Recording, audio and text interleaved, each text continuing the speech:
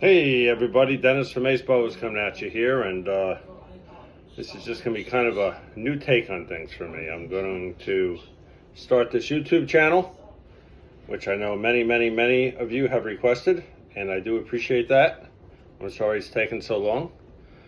I guess the first one I could start out with a little bit of what I plan to cover and plan to do. I mean, first and foremost, you see my backdrop there. It's not going to be anything special, nothing set up. There's no edits on this. It's going to be a what you see, what you get kind of channel. I think that's best anyway, right? Keep it, keep it natural. Keep things as they come. I think that's what's I've been the guy that's what I've been known for. So I'm just going to try to keep it that way. Little introduction on me and how I got into all this. When I was very young, probably maybe 3 years old, we bought a large chunk of land up in the country in New York State. I currently reside in New Jersey. And up there, when I was very young, like I said, I was probably maybe 3 years old. We used to go turn over rocks. Actually, at that age, my dad did most of the turning, I guess, And it's funny because he was terrified of snakes. And me, I just, I took a liking to him. My mother said my two favorite things when I was younger is, snakes and boats. That used to be my two things. And boats were kind of past, but obviously the snakes, Boas, has only grown. The passion's only constantly grown for me. And I don't see it ending anytime soon. As I plan to show a future in this channel, as I got a little bit older, I remember I probably have a picture of me. I'd say maybe I was 7 or 8 years old, and I have a garden snake out by, we had a campfire ring in front of the house. Still there today, too, also, by the way. We still own that home. Plan on living there, actually, very shortly.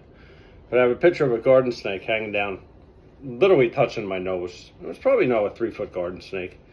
And hindsight now, I mean, we deal with much bigger snakes, so that thing could have whacked me right in the face. And all you could see was a smile in the picture. And someday I plan to show it on the YouTube channel. I just got to dig it up. It's at my parents' house. But it just shows the fascination I had and how long I've had it with these animals. It's been as long as I can remember.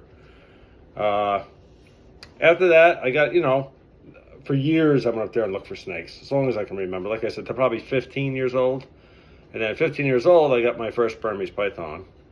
And I got some Brazilian rainbows shortly after. I was probably closer to 19 by the time I got them, but I stayed with the Burms. And, fast forward a few years later, I met my wife.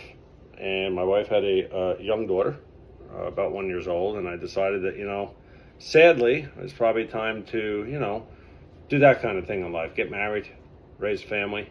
And the Burms were big, and, with a baby that young, I decided it was just time to maybe take a break from that part of the hobby.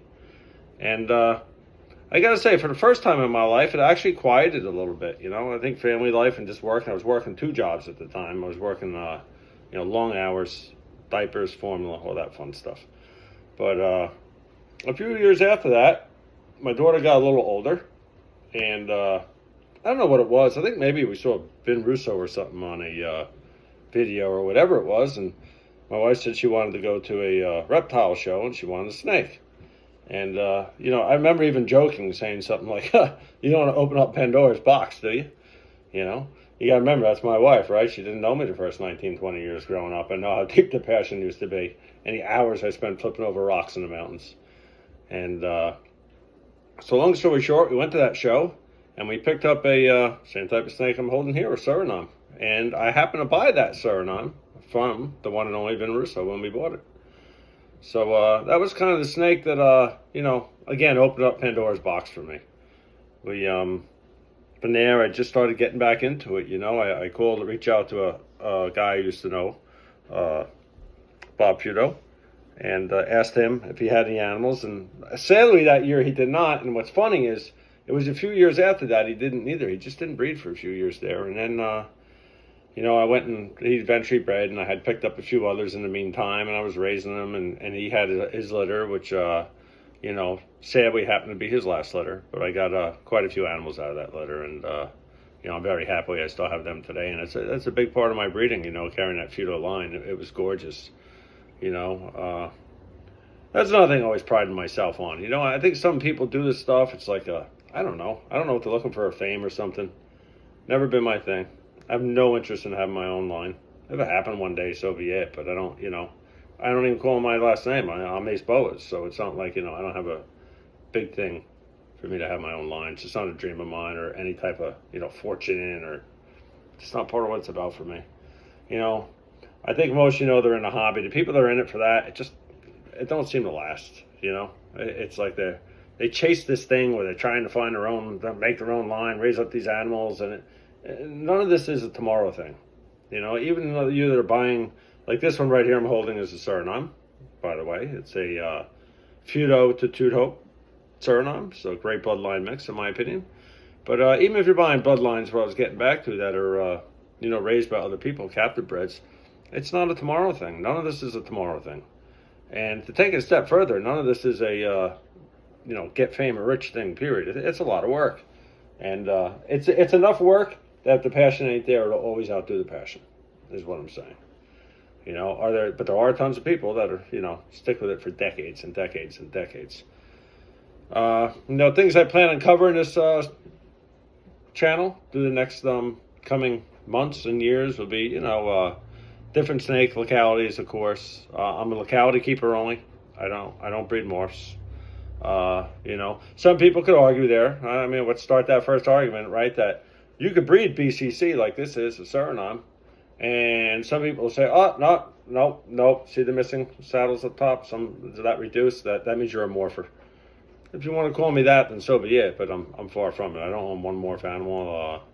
I never did. No, that's a lie. I did do the ball python things for a while growing up too. I had a few litters of those, but I think that was more just experience of egg laying babies is what I wanted to do at the time. I no longer own any of those, and I no longer own any morph animals. And once again, for those of you that have them out there, enjoy the channel. A lot of this channel is going to be about keeping, right? So let me get back to what I was saying: keeping animals, how to keep them healthy, feeding, cleaning, temps, humidity. All kinds of stuff like that, different tools, what thermostats I use, what to feed, how often I feed, why I do what I do, different problems, right? Problems, maybe your snake isn't, constipated, could be RI, could be, you got mites, right? There's one that everybody loves to talk about, mites, that's another one, right?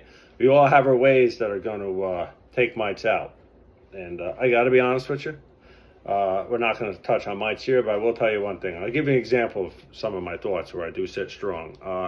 If you have a big collection, Dawn and a little bit of water is not going to cut a mite. It's not going to stop it. It's not. And anyone wants to argue all day about that, when I get to that video or this video or any video, you're welcome to leave comments. By the way, I do plan on answering every single comment I get in my videos. So I will answer them all. I promise you that. Sometimes questions I'll post on my things, but when we get to that one, and if you want to comment on that point, we can. But again, Dawn is not going to rid a collection of mites. It will not. Nope. Mites are just too prolific of an animal. Even with the right stuff, which we'll cover in that video, it's going to take you a while. For me, I haven't had mites in probably a long time. It's probably been well over a decade. And the last time I got mites is actually from helping somebody else out with their animal, and I brought them home on my clothing. I was dumb enough to go up to my room. Still a rookie mistake that back then shouldn't have been made. But thank God I get rid of them very quickly, and I vow to never get them again, And there's a lot of ways around it. It's sad that we even have to talk about them in the industry nowadays as hobbyists, because I think if we all did our due diligence, we may not have that issue as much anymore. But unfortunately, it's still prevalent out there in the hobby. But like I said, I really look forward to doing videos. I plan to release them at a rate of probably 1 to 2 a week. And depending on the interaction I get, The biggest thing I can do for you, whether you follow my page or not, I would love for you to follow it. I think we'll have great interaction. Like I've said, I plan to interact with comments a lot. I'd really like the follows. I appreciate the support. That's what I'm getting at. No matter whether you follow or not, then give me a like or not. I appreciate your support. I've been supported many years on all the other forums and Facebook and other areas. So I thank you all for that, because without you, there's no me. I've said that 1,000 times in the past to those that watch my videos on Facebook, and I die hard mean that. If it'd be a pretty lonely hobby to me if I just, think about it. You want to breed animals, right? Some of these animals, 15, 20 babies a clip. And, you know, you don't appreciate the support you get out there. It probably means eventually you're going to get stuck with a lot of those animals. That's another thing. Your name in this hobby will get out very, very quickly if you're not doing the right thing. And then once that happens, you would be stuck with animals, which would mean your hobby either got to kind of end or you'd be overran, you know, one or the other. So, you know, you all are the most important thing to me.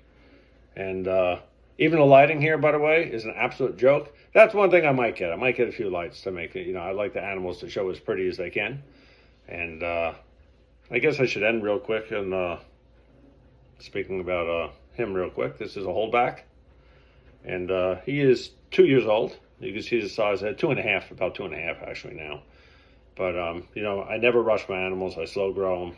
And I just wanted to bring them on the video because I think it's exciting to see an animal. I'm going to cover every single locality I have, which is a lot of them.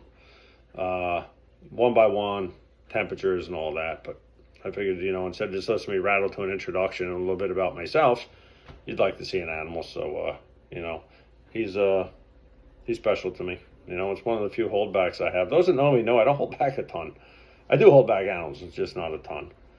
But again, I just want to say thank you all. Happy holidays. Stay safe. And I'll see you shortly within the week. Thank you so much for all your support.